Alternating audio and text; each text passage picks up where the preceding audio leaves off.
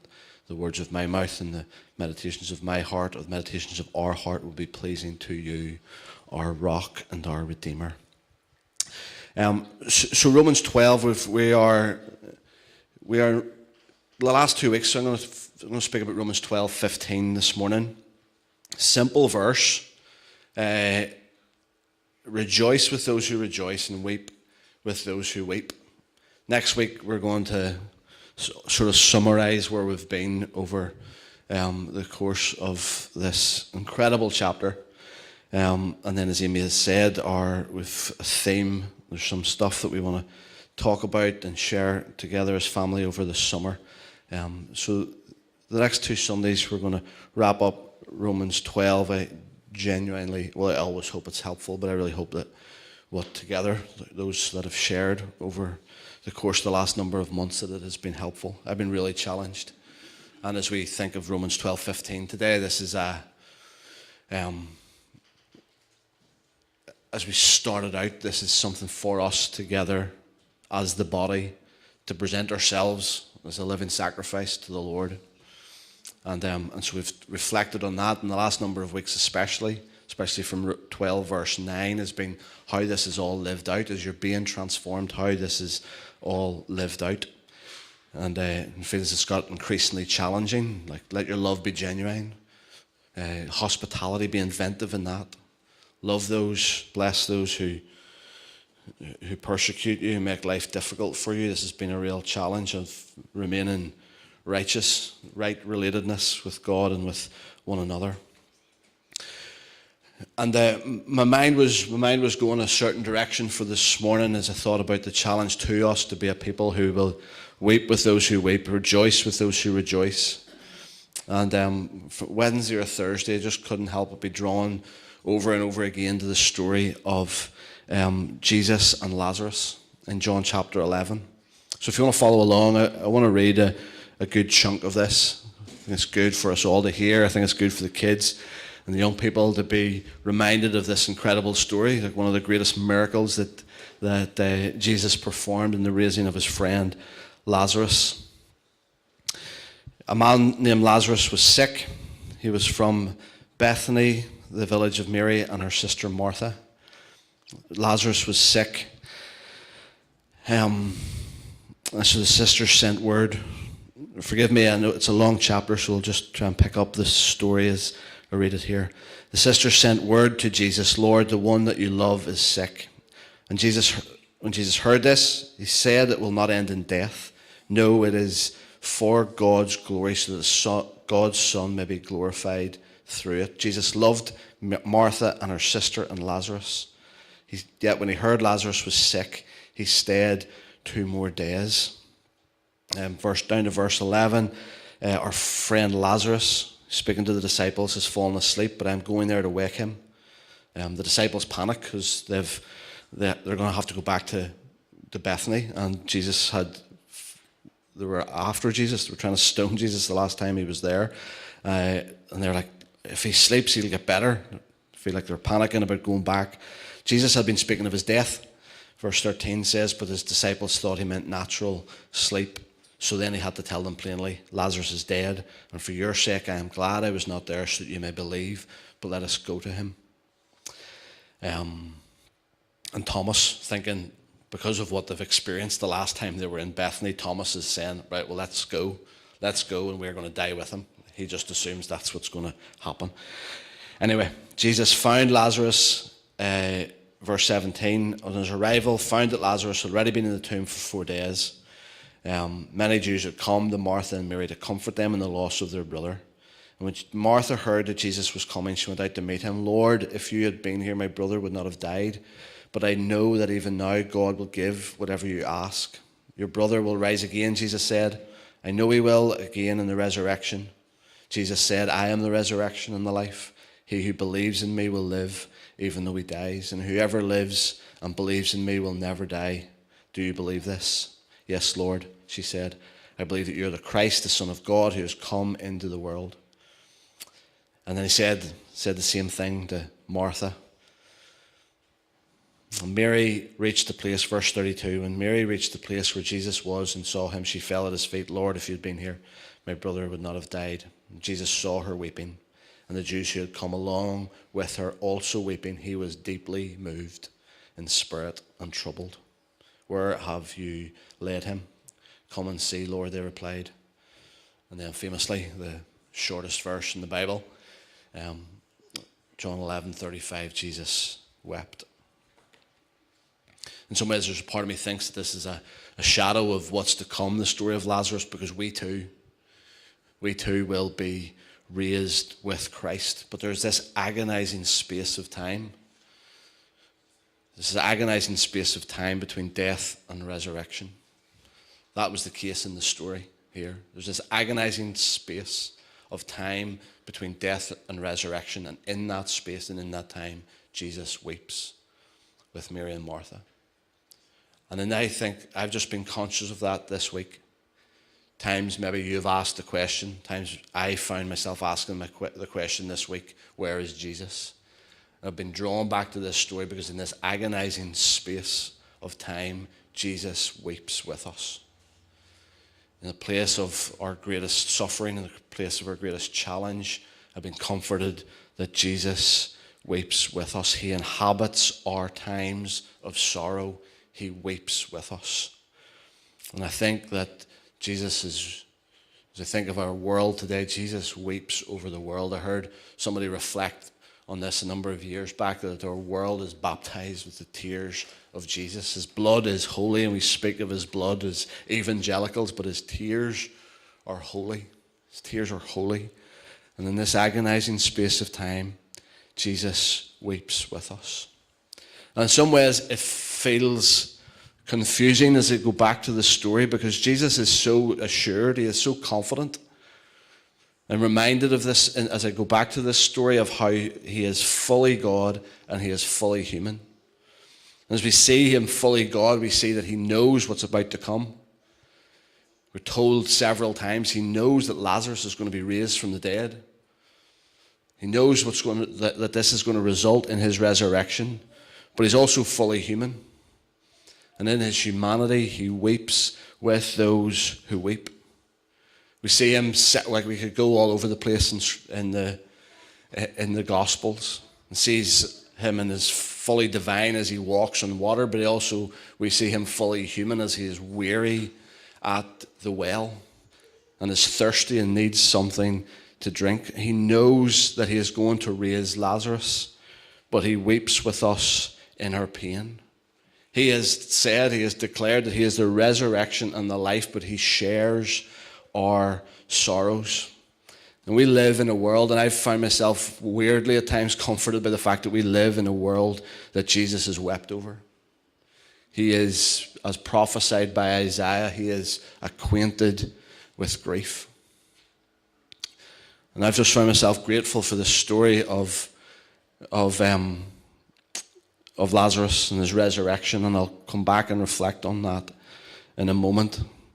But we've been really challenged as we've went through Romans 12, and I find myself at times particularly challenged by Romans 12, verse 9. Let your love be genuine. This agape type love.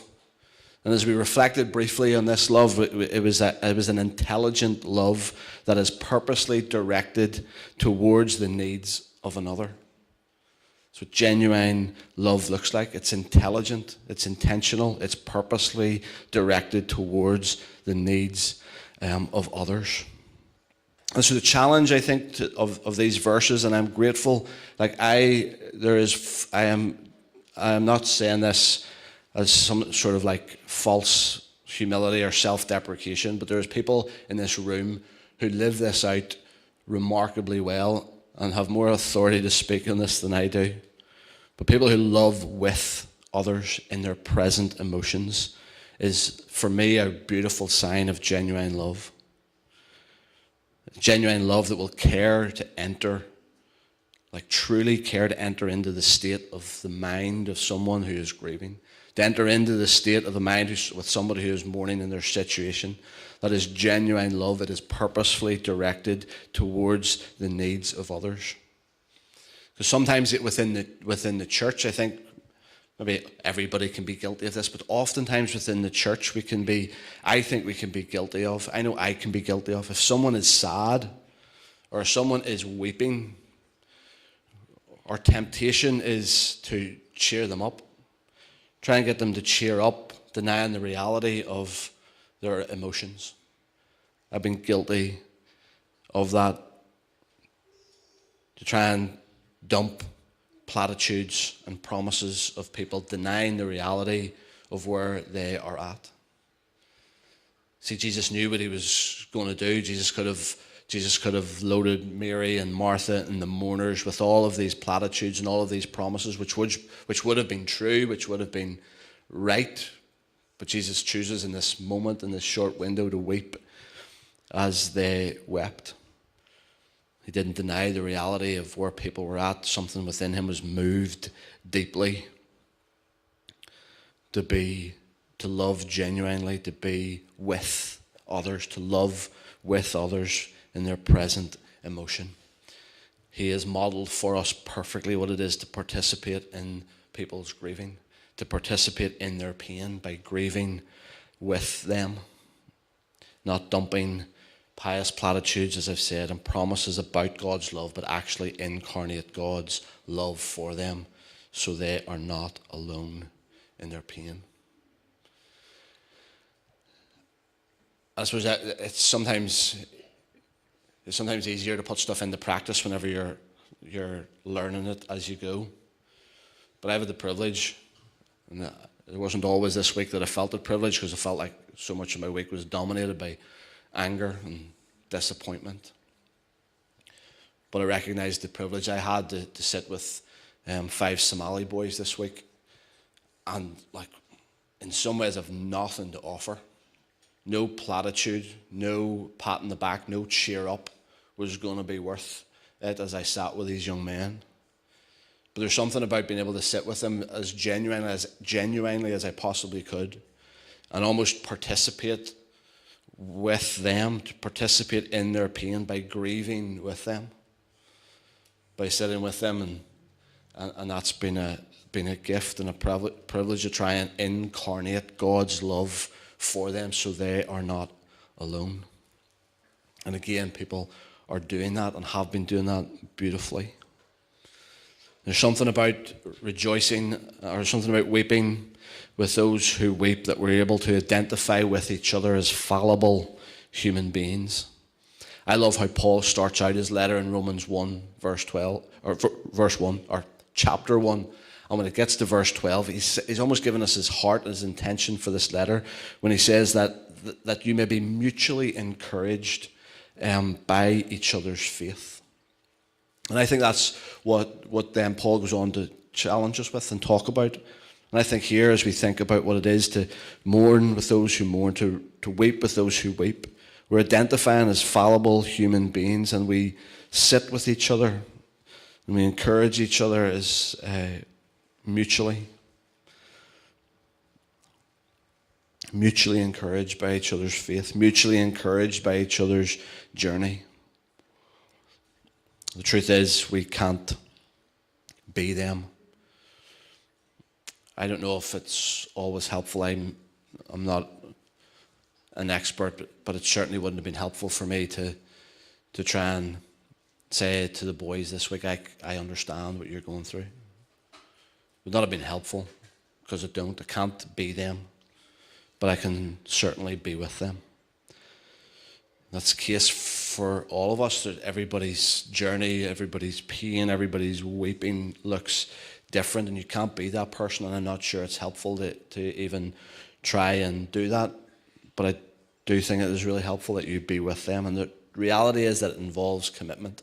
I heard this line yesterday. Me and Johnny and Neville were in Dublin yesterday, and one of the guys shared a slide of 5 things, almost what it is to be part of a missional community and to serve your community as a church. And one of the things, the lines that he used was incarnational, sacrificial presence. I know it's a long way of trying to say just to be with somebody, but I felt like there was just real weight behind that phrase, an incarnational, sacrificial presence. And just recognize that it involves commitment. Because I'm pretty sure you can only know an individual's grief, or you can only know an individual's rejoicing whenever you've taken the time to listen, when you've taken the time to be present, you've taken the commitment to incarnate the love of God. It's going to involve sacrifice, it's going to involve presence. And for withness, like, I don't know if that's a word, but I scribbled that down last night, and withness just sounded like a good word. It looks better on paper, maybe, as I'm trying to say it. Withness. For withness to happen, it involves spending time in conversations, involves spending time in worship, involves spending time waiting. And I guess that's, in some ways, almost what we hope for as we try to activate the body as we go to each other's homes. For witness to happen, it can happen, I guess, here in a certain way on a Sunday morning, but it can only really happen as we commit time and spend time in those conversations and in worship and in waiting. I think there is a good way to grieve. There is a good grief, because I trust Jesus when he says, blessed are those who mourn, for they'll be comforted. I think there is a way for us to weep and a way for us to rejoice with those who are weeping, and rejoicing that we've been given the gift to be able to offer healing to those who are weeping. Community wholeness, I think, is the way to grieve well. I think solitary brokenness is not helpful. I think we've been given this gift to be able to mourn with those who mourn. Blessed are they, for they will be comforted. I just want to quickly mention even about rejoicing as well, because again, I know it's something that I can be guilty of. I think maybe it's a thing maybe at some stage all of us are guilty of. And I think it's really important that we learn better. I need to learn better to rejoice with those who are rejoicing. But oftentimes it's meant that I have to fight against envy.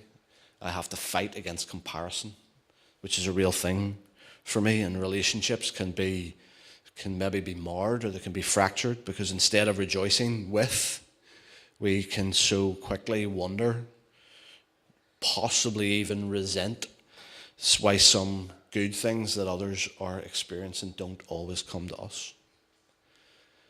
And I think it is a challenge. It seems more obvious, the challenge and the commitment to mourn with those who mourn, but I think equally there is a real wrestle for us and a real challenge for us to consider as we think about what it is to rejoice with those who rejoice.